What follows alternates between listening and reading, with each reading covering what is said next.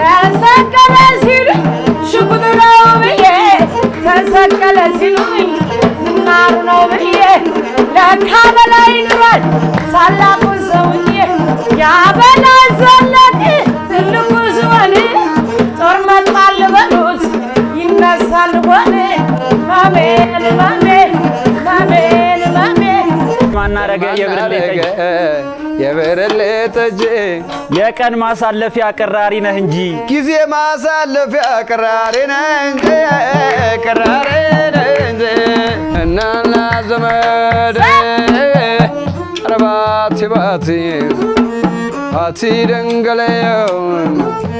ይመሻል ይነጋል ቆንጆ ልጅ ያየው ናናናናይነይነ